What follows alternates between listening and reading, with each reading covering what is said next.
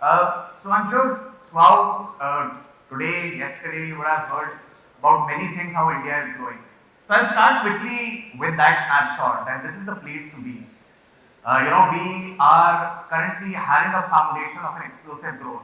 We're also running parallel multiple events as well, and that's where we are also kind of infusing the same idea that because we are pretty much rocketing our way to the third biggest economy, what would be few key drivers? So one of course is that it is India's time, be it the International Monetary Fund saying that we will still be the fastest growing economy despite of macroeconomic challenges, or the youngest population that we have with the demographic dividend that we have with doubling our per capita GDP growth, plus of course the 47% mobile penetration. It's still quite low from a mobile penetration perspective. Advanced economies like the US have an 84%, but the base that we have, which is 1.4 billion, of 47% is around 660 odd million people having smartphones. And the reason it's quite important specifically for this industry is that you are an industry which actually supplies its products to consumers. So of course, if the consumers have more money, the consumption directly goes, and it's actually visible in many of the stock prices that we have in many of those customers, be it papers, metals, chemicals, or specialty chemicals. All these organizations have done phenomenally well over the past 2 years, and that's because the Indian consumption is actually growing. Now, of course, it's infused also by the government's digital and physical infrastructure push, and specifically the framework which the government calls as the IPD framework, which is identity, payments, and data. So think about all what the government is doing in terms of the Aadhaar, which actually is pretty much integral to anything what we do, or to the Aadhaar linked benefit schemes that the government has actually given to many of Indian citizens during COVID, or the ONDC platform, or the UPI, or the Digi Yatra app that many of us have started using on the airports. Government is ensuring that all the bottlenecks or all the things which was actually supporting the Indian economy, slowly and steadily, of course, they are removing it. In the business world, of course, e-invoicing has been one of the biggest, you can say, breakthroughs for us. So, as you can see as well, now as well, so we had 8.4 crore e-way bills in April alone. What this means is that generally we used to see trucks lining up at the borders, state borders. Now, of course, with the e-way bill, that time, which was generally 6 to 7 hours, has been brought down to mere minutes. So, of course, slowly and steadily, the government is actually, improving, plugging this bottlenecks. Plus, of course, on the physical infrastructural side, we have been adding 50 kilometers per day. That's the dream that we have. India actually has the second largest road network in the world. Majority, around 65 to 66% of our goods are transported through roads. So, government is cognizant of that, and one of the outcomes of that is that we are deepening our FDI penetration. Generally, over the last several years, the FDI used to happen only at the consumer side of things. What we are seeing now is that the FDI is actually coming across the value chain. Apple is a perfect example. They have opened up a retail store, but the reason why the government has actually allowed them opening up a retail store is because now they are manufacturing in India as well. And that's what government is trying to do, where they're trying to attract investments across the value chain. Second, the last point is a no-brainer, the startup explosion that we are seeing as well, because of the IPD framework and other bottlenecks that the government is slowly and steadily removing. Now, of course, what are we hearing from metal and mining customers, chemical customers, right? I was just talking just now to Mr. Rohit as well, and he was also mentioning that how customers are more demanding in nature. He was mentioning the innovations that they are currently into, where they would want smart clothing, smart manufacturing. And the reason for that is that every organization, all of you, would want to have a sustained competitive advantage. In this hyper-competitive world where there are so many macroeconomic shocks coming our way, organizations which tend to weather that storm are the ones who generally will survive through this phase.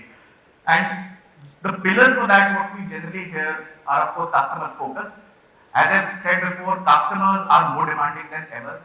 We as the consumers are more demanding than ever.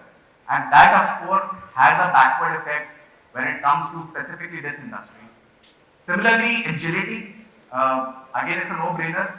We are in a world which will continuously see multiple macroeconomic shocks, multiple issues in the economy, outside the country, geopolitical issues, trade wars. So people or folks who are able to be more agile, who are able to shift their product lines, who are able to give new commercial models, are the ones who will generally have a sustained competitive advantage. Thirdly, operational efficiency. Now, of course, this is a very broad term, but operational efficiency seeps across all the divisions of your organization. Be it your sales folks, be it your production, be it your IT, be it your procurement, everybody would want to have a more operational throughput. So their demands of how that operational efficiency comes are quite different. We are hearing a lot about user experience because majority of your organizations eventually you will have a lot of millennials working in your organization who would want to work on a solution or on a system which make them feel more empowered, which feel more connected. So operational efficiency is one, and finally compliance. As mentioned in the previous slide, government is doing a lot in terms of e-invoicing, GST, e-way billing, and things like that. And what customers generally are asking us is that can our solutions directly integrate to those solutions? Specifically, for example, in GST, where folks actually take input credit if the supplier has registered on the GST platform and has actually uploaded that invoice. Now we are hearing this time and again from our customers that can your system be intelligent enough to help us find that out so that we can claim tax credit right there at the source. So these are few pillars that we are hearing where customers are expecting a lot beyond just an ERP solution, a lot beyond just technology. So what they are looking for, or what you are looking for generally, is a foundation to support your decadal ambitions. It's not about a 1-year roadmap anymore, not a 2-year roadmap, but how can you have a sustained competitive advantage for 10 years from now? And that is where we believe that we need to have the right foundation. And that's where I want to introduce the offering that we have from SAP called as Grow with SAP, which is our cloud ERP solution. Now, our cloud ERP solution also has 4 key pillars. I've already told you the why aspect of it as to why you need a foundation. Now I'll talk about the what and the how aspect. Now if I look at the first pillar, which is industry with best practices, mill industry and chemical industries are extremely niche industries and have very niche requirements. In mill products, I've had experience in implementing at mill product organizations. This is a value chain, of course, this is an L1 value chain. There is a lot more depth in this value chain, but there are things like advanced available to promise, there are things like advanced variant configuration, where because your industry operates on variants of different sizes, it also has advanced production planning modules, quality management, batch management. We also understand that you will have your own manufacturing execution systems as you are looking to implement I4.0 solutions. To record to report, which is our finance solution, and then of course our maintenance management and source to pay. This is all backed with an intuitive user interface as well, which I'll just quickly show you as well. But as I said, this is just an L1 view. Engage with us, we can help you out to go a lot more detailed and in a lot more depth. Similarly, the chemicals industry, what you will see over there is definitely which is relevant for the mill product. For chemical industry, we have other solutions on product compliance. We have other tank related solutions for production as well, which is part of our cloud ERP offering. And the reason why I'm stressing on cloud ERP again and again, because many a times, generally, many organizations think that this is a horizontal ERP. This is an ERP which only gives you just a pure basic back office operational things, which is not the case in our cloud ERP offering. We understand that organizations or the industry that you're coming from requires those niche solutions. And that's why in our offering, we have included all of these functionalities. And yes, this is included for the India version as well. It's not, what I'm showing you over here will be available for India also, not for US, not for Germany but also for India. This is the user interface that will come with Cloud ERP. Of course, we all feel proud of our traditions, which was the GUI screens, the erstwhile SAP screens, which we all love. But as I mentioned, because the next generation workforce will be a more millennial Gen Z workforce, their expectation will be to have a more empowering UX. Their expectation will be that how can I engage with the platform a bit more? How can I connect with the platform anywhere I work with? So you have role-based screens, you will have more intuitive screens like you see over here, and yes, you will be able to collaborate with other team members via the same solution. So if you want to share anything in terms of capacity constraints or the simulation, you can actually share that with another team member of yours, so that you are able to cut down that collaboration time which we generally have in meetings or in emails or things like that. You will directly collaborate on the system itself. Now looking at the second pillar, now of course I just touched upon the best practices, the processes that you have. But again, one of the other differentiators of our ERP is that we again understand that you will have certain other niche customizable processes which are very specific to your organization. And that is why this probably is the only cloud ERP solution which has an in-app extensibility, which is inside the core, also an outside app extensibility using a technology platform. Many of our customers now are also asking us that can we create those niche solutions outside our core ERP so that they can keep their core clean, but also it gives them an option to monetize that customized solution and then of course position it to other players in the industry and open up new revenue generation models. And that's what we are also hearing from our customers today. But bottom line is that the solution not only gives you niche business processes to run your businesses, but it also gives you an option to extend those niche business processes to your organizational needs. And again, give you or help you maintain that competitive advantage. Now, again, India is opening up. India has already opened up, but we are getting infused into more and more global supply chains. I'm sure many of you would have seen their international business soaring over the past 2-3 years. And again, fundamental questions that are asked to us is that how can you support us in your expansion? We understand that you have the processes, we understand you have compliances for India, but how can you support us? And there are two aspects of how we can support you. Of course, there are multiple ways, but from this pillar perspective, this is one aspect of how we can support you, which is the localization element. S/4HANA public cloud or Go with SAP offering has localization with 51 countries and it supports 32 languages. But then the question generally what customers ask us, that our businesses might not operate in those 51 countries. Many of you might have offshoots or businesses in emerging geographies like Bangladesh and Sri Lanka or Vietnam.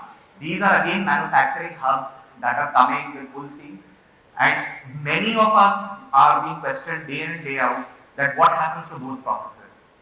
Now this is again a big differentiator in our cloud solutioning or cloud offering. We give you a configuration localization tool which actually helps you localize to that specific geography.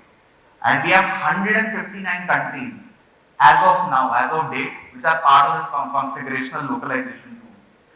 What this does is that you can copy the existing localization of these 51 countries and then tailor make those localization aspects, be it in finance or procurement or inventory or any other process, and then localize it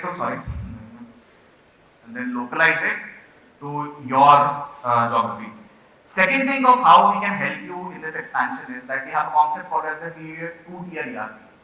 Many of the big customers right now who have a legacy solution, be it on S/4HANA, which is our flagship offering, the private cloud edition, or our on-premise edition, legacy on-premise edition, they many times ask us that we have acquired a new product in that geography, but we don't know whether we would want to integrate or we would want to bring those processes on our platform right now because of various reasons. They might want to hire it off later, there might be a joint venture there might be certain compliance issues and other things as well. So many a times customers ask us, how can you help us on that? And that's where the two-tier ERP concept comes, where you can have a very localized S4 HANA or a grow with SAP or S4 HANA cloud version for that particular business unit.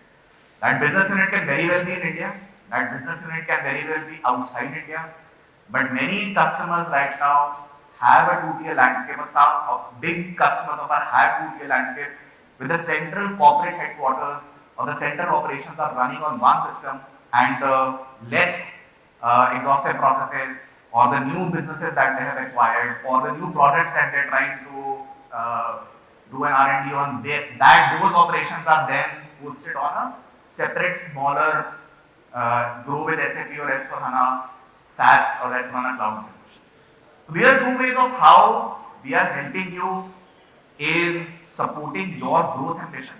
There are other things that we also do in terms of infusing products and services lines as well. We have something called a subscription order billing. We have other business processes as well.